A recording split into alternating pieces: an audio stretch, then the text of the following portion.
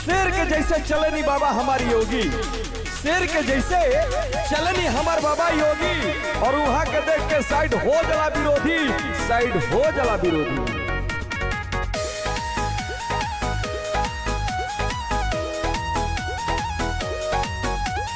हेरो योगी बाबा जितिए इहे शोर भइल बा।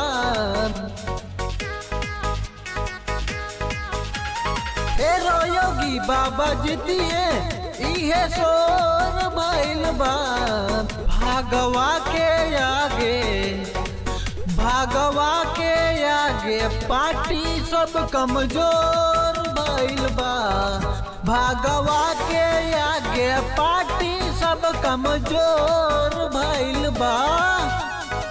साइकिल हाथी जाई रहुआ भूल, साइकिल हाथी जाई रहुआ भूल। हाथ में उठा के लहरा दी झंडा कमल के फूल।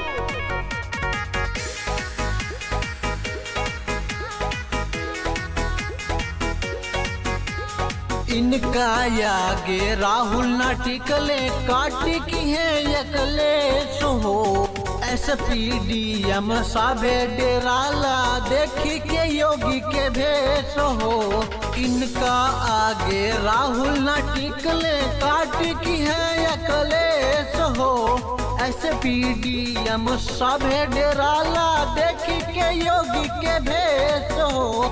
फिर कमल फूल खिली इहे शोर भइल बा। फिर कमल फूल खिली इहे शोर भइल बा।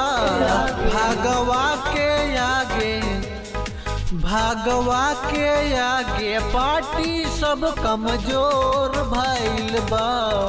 भागवा के आगे पार्टी सब कमजोर भइल बा। कितना नेता आइले अपना हिंदुस्तान में भ्रष्टाचार फैलैले, कितना नेता आइले अपना हिंदुस्तान में भ्रष्टाचार फैलैले। और योगी मोदी जी आइले गुंडा राज मिटैले, गुंडा राज मिटैले।